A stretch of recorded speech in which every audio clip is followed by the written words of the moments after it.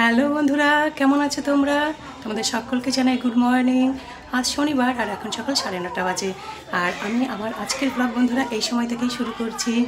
যেহেতু 9:30 বাজে, সকালের অনেকগুলো কাজও হয়ে গেছে, বড় অফিস চলে গেছে। আর আমি এসেছিলাম ব্যালকনিতে। এই ব্যালকনির গাছগুলোতে জানো তো বেশ কটা দিন ধরে জল দেওয়া হয় না, তো গাছগুলোতে ভালো করে জল দিলাম, সাথে ব্যালকনিটাও ভালো করে পরিষ্কার করলাম। এবার যাবো স্নানে। আজকে স্নান করে পুজো করবো, তারপর রান্নাবান্না করবো। আর চলো আগে কাজ করতে করতে তোমাদের সঙ্গে অনেক গল্প হবে। এখন চটপট কাজগুলো সারি। কয়েকদিন ধরেই যেন তো চোখে পড়ছিল ঠাকুর ঘরের কোনায় কোনায় না মাকড়সার জাল হয়েছে।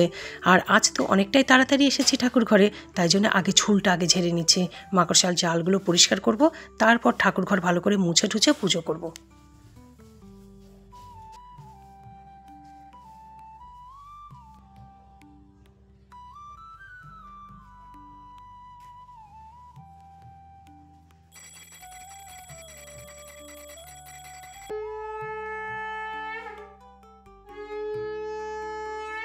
আর তুলসী গাছের গোড়ায় বন্ধুরা দেখো কি অবস্থা, তোমাদেরকে দেখাই।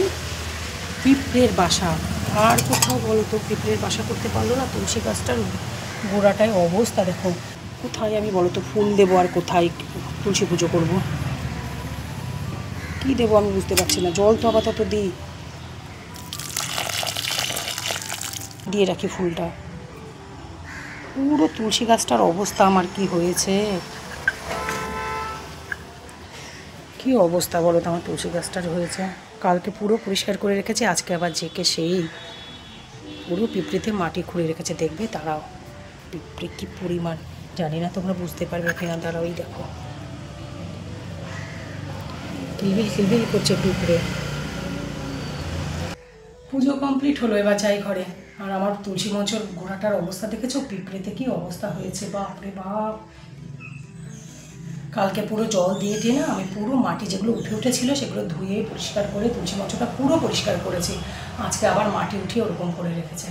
এখানে না ওষুধ দিতে হবে, পিঁপড়ে মারার যে ওষুধ সেটা দিতে হবে, নইলে হবে না। আমার তুলসী গাছই নষ্ট হয়ে যাবে জানো তো এরকমভাবে পড়ে থাকলে। দেখি কি করি। আর চলো পুজো তো হয়ে গেল, এবার যাই ঘরে যাই, রান্না করতে হবে। আজকে একটু গান নিয়েও বসতে হবে, হয়ে গেছে আমার পরশু গান করা। গতকাল তো এক ফোঁটাও বসার টাইম পাইনি, এত এত কাজ থাকে না। আর আমার সারাদিনে না আমার হয় না, আমি দেখেছি সন্ধ্যাবেলা গান নিয়ে বসলেই আমার একটু হয়। আর কালকে সন্ধ্যাবেলা বাপরে সময় নেই, শ্বাস ফেলার সময় ছিল না, এতটাই ব্যস্ত হয়ে পড়লাম। আজকে একটু গান নিয়ে বসতেই হবে। আর চলো ঘরে যাই, অনেক কাজ পড়ে আছে।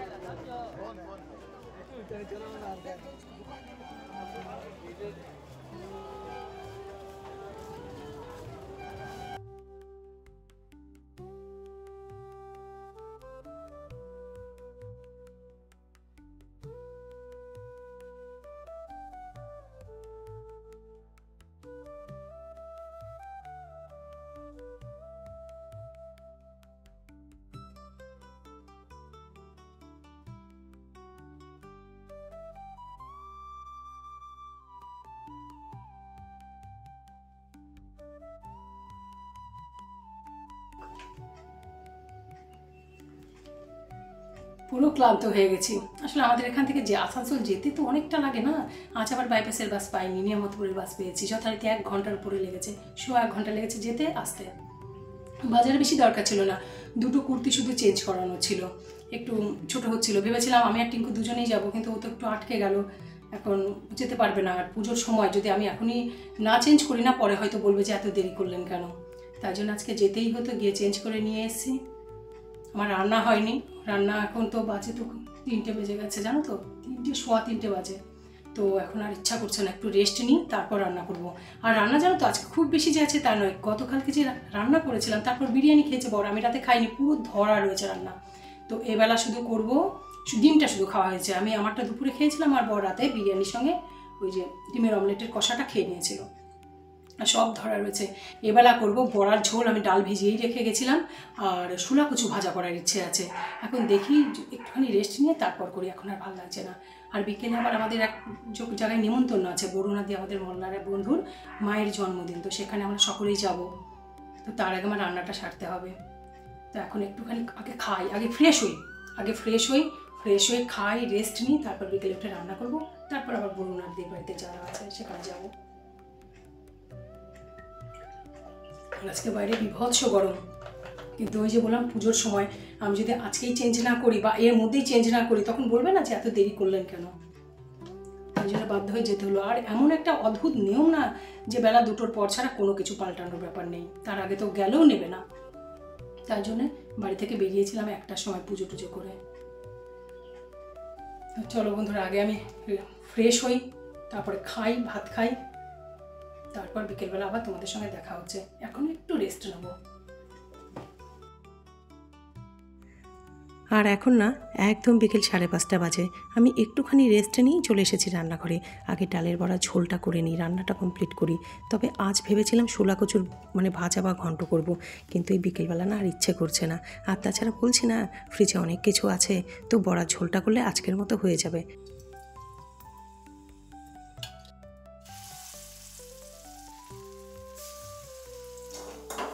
সেই কবে থেকে জানো তো বলছে একটু বড়ার ঝোল করতে পারো না, একটু বড়া বানাতে পারো না। মাঝখানে না মসুর ডালের বড়া করেছিলাম, কিন্তু বড়ার ঝোল না আর করেই হয়ে উঠছিল না। কি বলো তো, খাই তো 2-4টে, আর ওইটুকু না করতেও পারি না, সেই আমার রান্না একটু বেশিই হয়ে যায়। আর এদিকে আমি একা একা খাই, শেষে ফ্রিজে এক গাদা খাবার বেশি হয় জানো তো, সেই জন্যই না আরও করতে ইচ্ছে করে না। কিন্তু তাও আজকে না করেই দিলাম, কবে থেকে বলছে। আর এখানে জানো তো আমি আলু আগে যে তেলের উপরে ভাজবো সেটা ভুলেই গেছি, একটু তাড়াতাড়ি করছিলাম তো, শেষে কী করবো, মশলার মধ্যেই আলু দিয়ে দিয়েছি।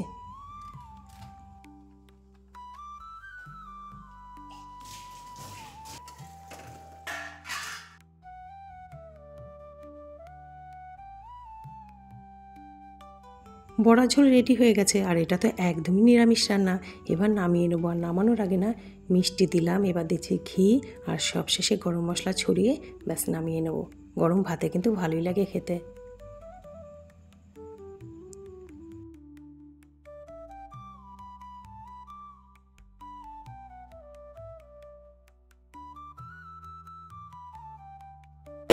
এবার ঝটপট রান্নাঘরটা একটু পরিষ্কার করে নিয়ে রেডি হয়ে গিয়ে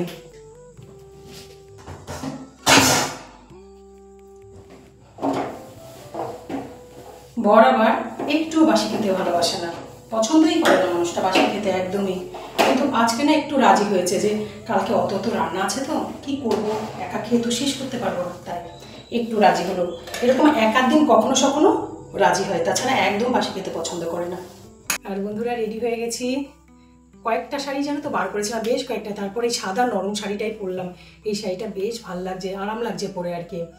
আর এবার যাই, আমাকে তো ডাবর মোড় পর্যন্ত যেতে হবে, তারপর ওখান থেকে সকলের সঙ্গে যাব। আর আমি হয়তো ওখানে গিয়ে ব্লগিং করবো কিনা ঠিক নেই বন্ধুরা, বাড়ি এসে তারপর তোমাদের সঙ্গে কথা বলছি, কারণ সব জায়গায় তো আর করা উচিত নয়, তাই না? পছন্দ করবেন কি না করবেন। আমি আমার বন্ধুদেরকে কেন নিই ব্লগে, ওরা নিজেরাই আসার জন্য একদম অস্থির হয়ে যায়, সমানে বলেই আমাকে কেন রে এত কম নিস, কেন রে এতক্ষণ ধরে ছবি ভিডিও করিস, তারপরে এইটুকু আমাদেরকে নিস, তোকে বেশি বেশি দেখাস। তো এরকম মজা করতে থাকে ওরা, ভীষণ ভালোবাসে ব্লগে আসতে আমার, তাই জন্য ওদেরকে নিই, কিন্তু সব জায়গায় একদমই নয়। আজকে বন্ধুরা আমার ঘরদের জামা কাপড় না পুরো ছড়ানো। কি হয়েছে বলো তো, ওই যে বাজারে গেছি না আমি, আর ঘরে জামা কাপড় কিচ্ছু গুছাতে পারিনি জানো তো, পুরো ছড়ানো রয়েছে। থাক, আগামীকাল করবো। এই দেখো, এতটুকুই দেখাতে পারলাম, এর থেকে বেশি আর দেখাতে পারছি না।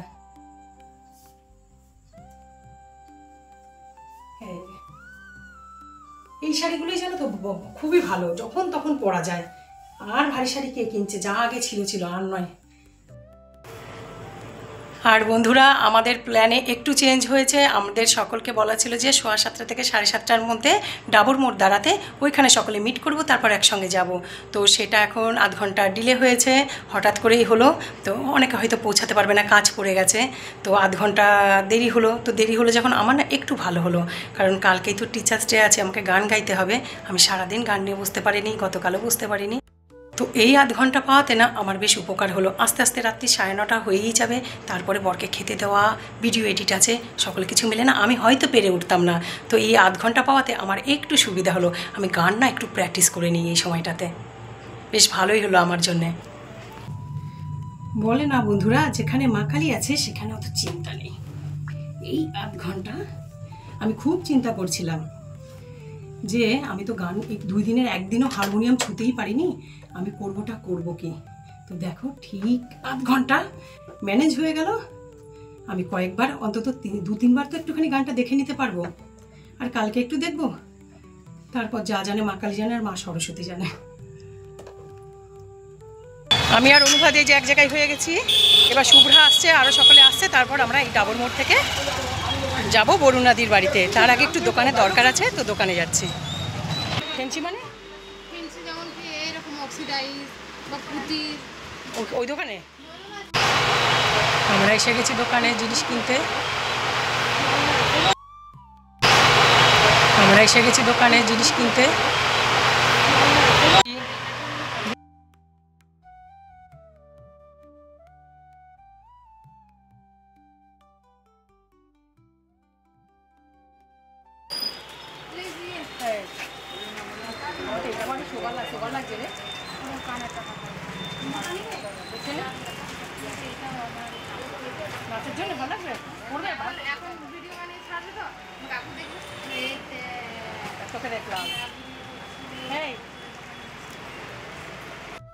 কেনাকাটা সেরে টোটো করে আমি আর শুভ্রা যাচ্ছি এখন বরুণাদির বাড়িতে। ওরা সকলে গাড়ি করে চলে গেছে, কিন্তু আমাদের কিছু জিনিস কেনার ছিল বলে একটু দেরি হলো। একা তুলে দিচ্ছি, দাঁড়াও তুলছি।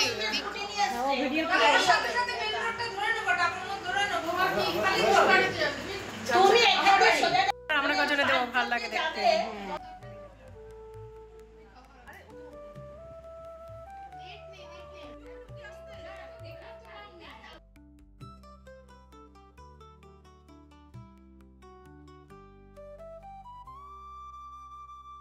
তাহলে 21টা আমি এখন বলে দিচ্ছি লাস্ট। আর দুটো নিরামিষ। আমি নিরামিষ খাবো না, তো যা খুশি তাই খাবো আমাকে।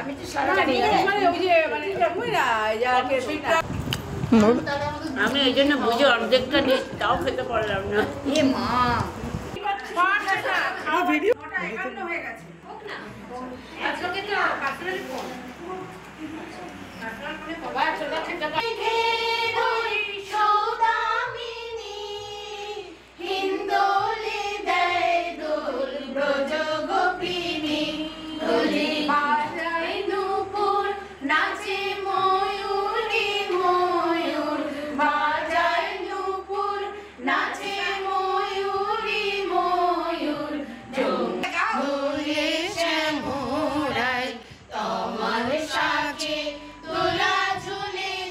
আর বন্ধুরা আমি এক্ষুনি এলাম, দেখে বুঝতে পারছো যে এখনও জামা কাপড় ছাড়িনি। এক্ষুনি জামা কাপড় ছাড়বো, তারপর হাত মুখ ধুয়ে বরকে খেতে দেবো। আর আমার ভিডিওটি আজকে এখানেই শেষ করছি, আগামীতে দেখাবে নতুন ব্লগের সঙ্গে। তোমরা ভালো থেকো, সুস্থ থেকো, বাই, টাটা।